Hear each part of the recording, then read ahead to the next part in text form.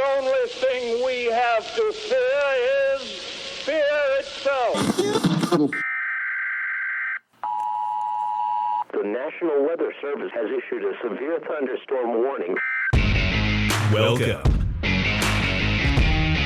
to the Common Sense Practical Prepper Podcast, where prepping doesn't have to be complicated or expensive. Coming to you from a well-defended off-grid compound high in the mountains. Coming to you from his Florida room in Richmond, Virginia. Neither off-grid nor well-defended, unless you count as chickens and cats. Here is your host, Keith. Hello once again, everybody, and welcome back to the Common Sense Practical Prepper Podcast. My name is Keith, and this is episode 20. Today is Monday, October 24th, 2022. We have a lot to get to this evening, so I'm just going to jump right into it. The price of gas here in Central Virginia has dropped a little bit, about another 10 cents. So we're looking at about $3.49, $3.52 a gallon. Down a little bit, not a whole lot, but I will take it. The war between Russia and Ukraine, day 246, I believe. Since we last spoke, Russia has launched additional drones targeting the infrastructure in the Ukraine, and it appears that these drones are being supplied by Iran, which is the largest single sponsor of terrorism in the world. Of course, the Iranians vehemently but deny that they supplied these drones, and they have asked for a full investigation.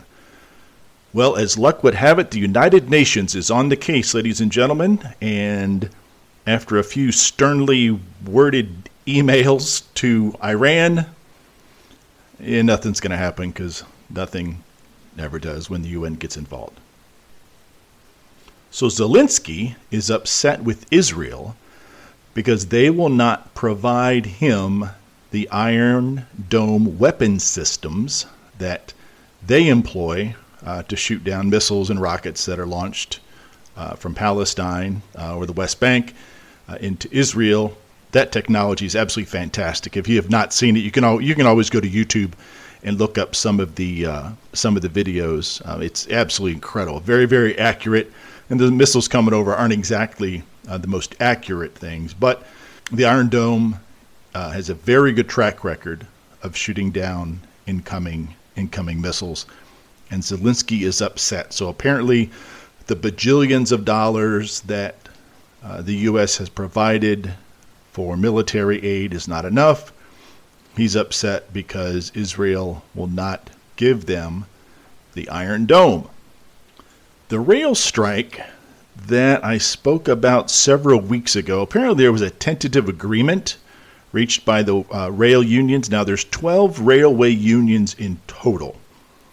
And several weeks ago, all 12 kind of agreed in principle to the agreement.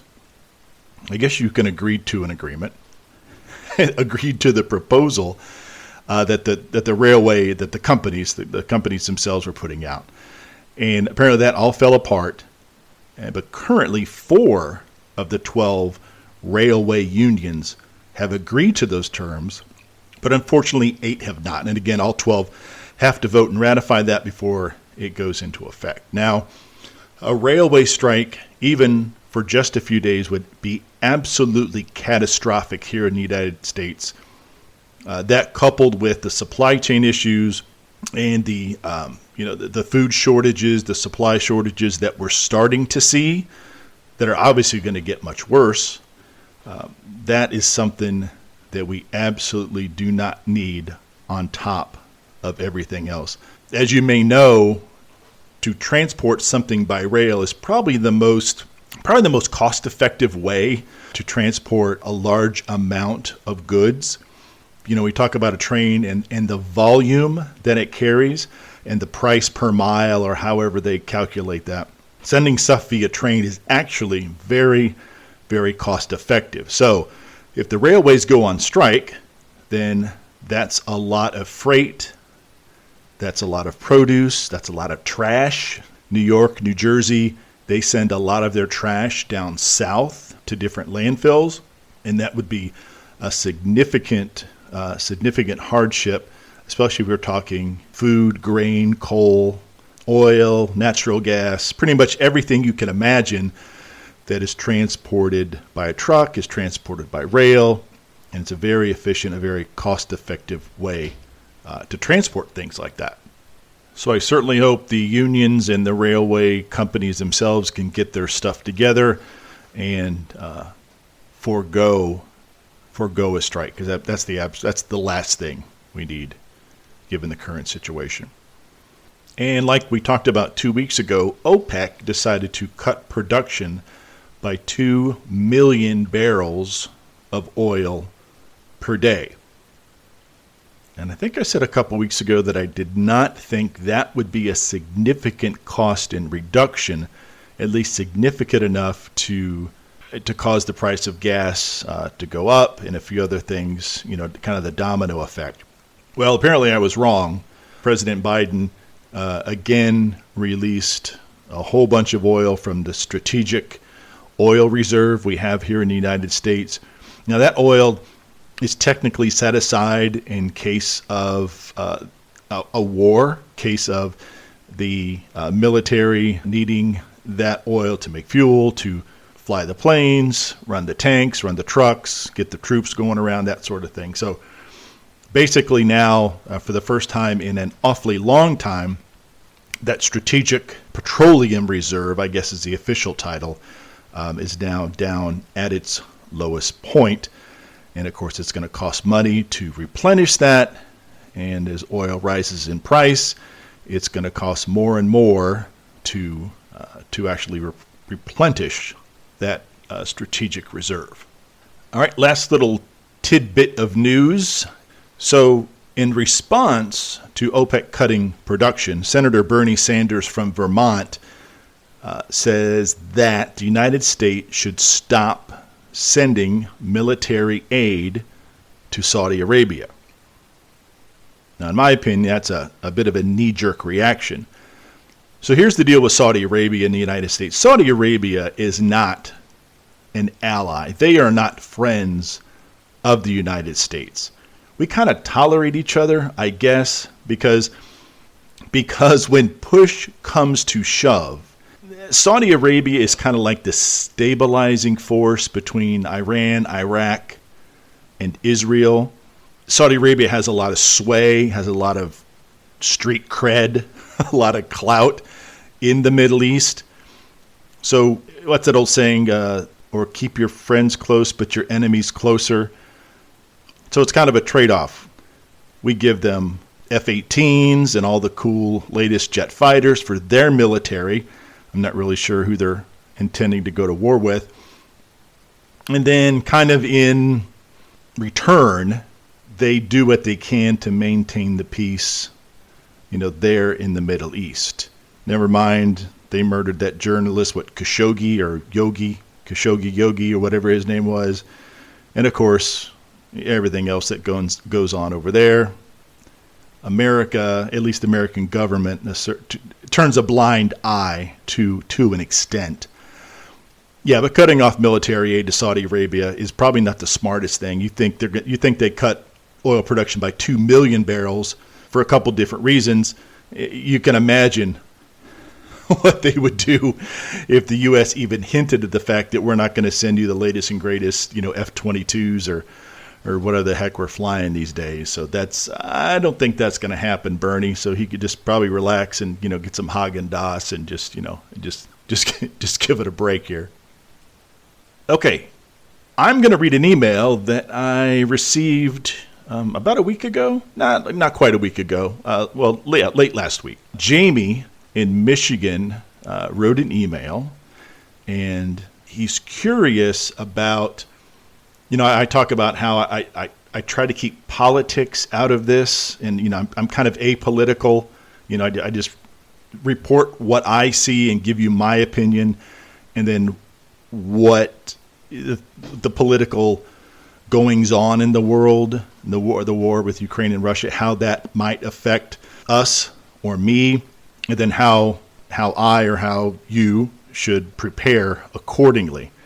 And the reason I talk about Russia, the strike, potential railway strike, price of gas, OPEC cutting production, not any single one thing that I talk about on here when we talk about world politics and world economy, not a single thing is going to cause a situation where, the price of food beyond the reach of a lot of people, the price of gas is beyond the reach of a lot of people. The recession deepens and turns into a depression. But I think it's a cumulative effect of everything that we're seeing. Now, I would love the fact that if there wasn't a war, if we were still drilling for oil here in the United States, if we didn't have to rely on OPEC, if we were looking at alternative forms of energy while we continued to drill and bring gas down to $1.50, $2 a gallon, I would like if we went back to we were actually exporting oil and selling oil to a lot of countries around the world, but that's not what's happening. So with everything, you stick it all together, it just creates a kind of a recipe for disaster, in my opinion. A lot of things, even though they're really not directly related, are actually related. So we talk about the rail strike. Well, 5 years ago, the rail strike, we'd be like, that's going to suck.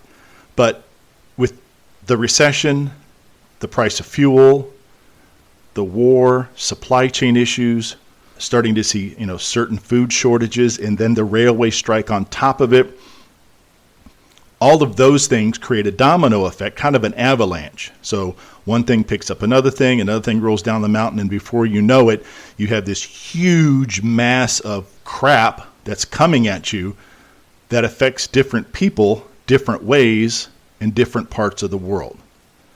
So I bring up these things and I talk about these things not because I like to talk about politics. I bring this up because I think everything is intertwined.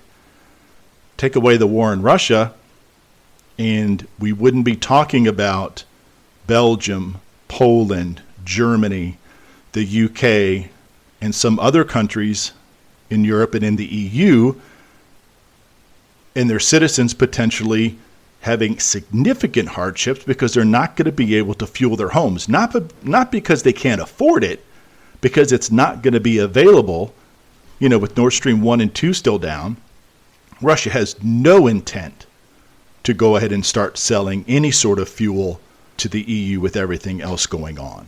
So it all accumulates. And so that's kind of why, I always talk about there's always like an intersection when we talk about, politics and in real world economics and then what's going on here.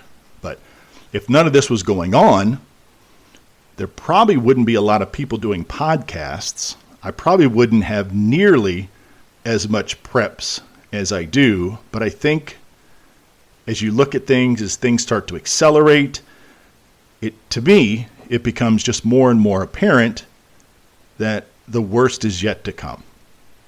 All right, so that's my little rant. Jamie from Michigan, thank you so much for the email. I hope I answered your question. And let's get to the last thing I want to talk about. So the last podcast, I gave a little tease about something very cool I actually found quite by accident on the internet.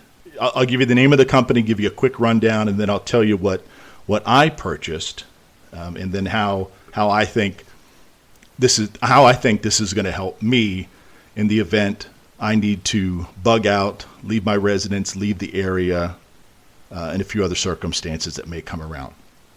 Okay, Universal Medical Data LLC out of Minneapolis. Now, they're not sponsoring the podcast. They didn't pay me to say anything. The product that I purchased from them, I purchased with my own money.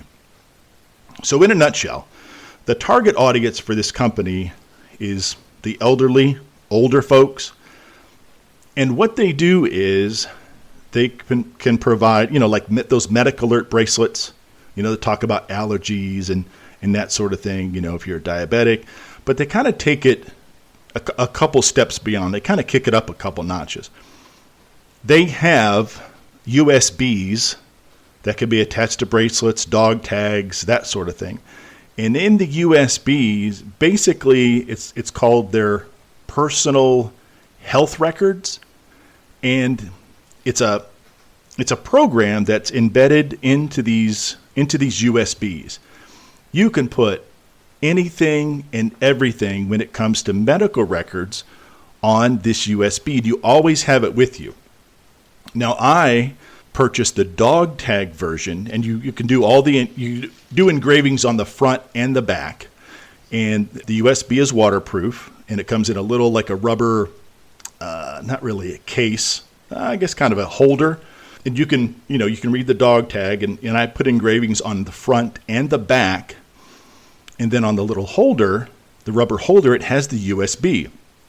So on the front, I got my name, my date of birth, allergies, my blood type, religious preference, and then it also says, see the back for additional information and engravings, as well as the USB. So on the back, I talk about any previous surgeries I've had, and then I also ask, please review the thumbnail for additional information, advance directive, and family contact information. So, I am not going to put all of my medical records on here, although you certainly can. You can go to their website, get access to the program. You can fill out the medical records. You can upload them to the thumb drive. All sorts of information. You can do x-rays. You can get as detailed as you want or not. And so what I'm going to do with the USB is exactly, what I said, like on the back. So let's see. So medical directive, advanced medical directive, family contact information. And so what I think I'll put on there, is my medical directive, my advanced directive, phone numbers, previous addresses.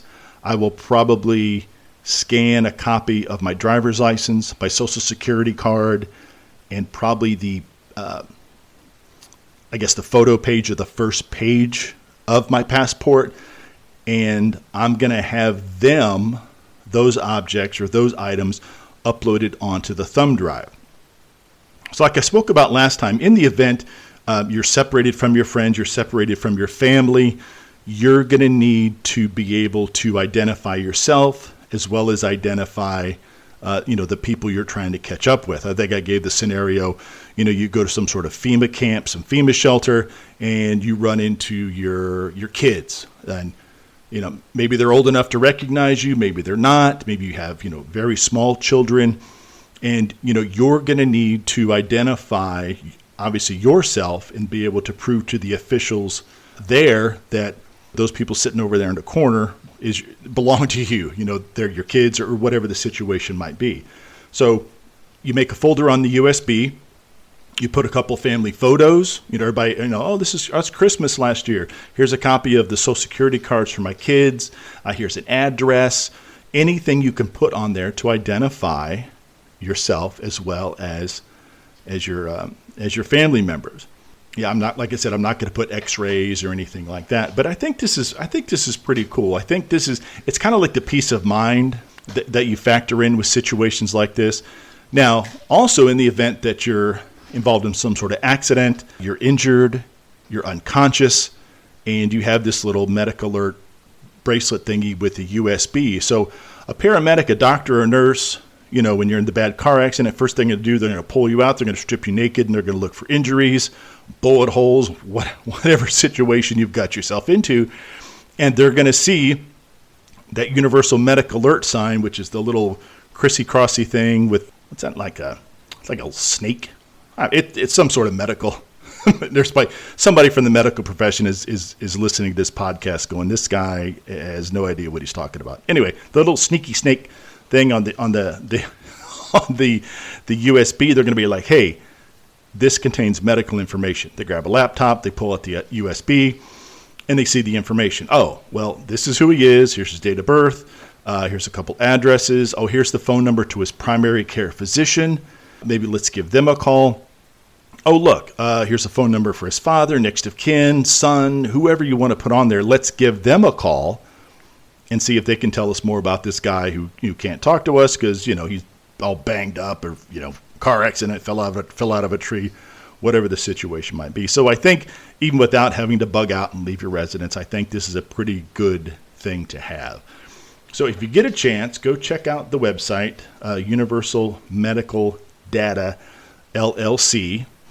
They have a bunch of different products, a bunch of different ways to carry your information with you. And again, like I said before, their primary audience, is elderly folks who need to have access to that. You go on vacation, you get stung by a bee, whatever the situation, you find yourself in a situation where you need medical assistance, and it's a Saturday, and they're like, oh, I hurt my arm, but 2 years ago I broke it, or I've got a pin in my arm, and the doctor's like, well, look, you pull out this USB, they pop in the x-rays, and they can look at those x-rays right there. All right, this is what happened before. We're going to compare it with these x-rays. And it's just a way, kind of peace of mind. You have all this information, as little or as much of your personal information, your medical information, or pretty much anything you want to put on the USB. So I find this very handy. And again, peace of mind. A lot of what people do in the prepping community is for peace of mind. Nobody wants to ever have to bug out. Nobody wants to have to leave the residence with their family, go to whatever plan B might be.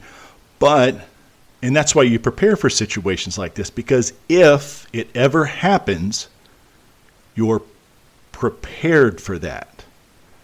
So if I'm ever put in a position that I need to identify friends and family members, if I'm ever put into a position where I need to provide, medical information, proof of who I am, that sort of thing, I can. In the unlikely event, or hopefully the unlikely event that I'm injured, I'm unconscious, and there's nobody there that can provide basic medical history, or who can we call? They pop the USB in, find out what they need. So again, a pretty cool product. Check them out if you get a chance. It might be for you, might not be for you. You might have, some elderly folks that may want to take advantage of this.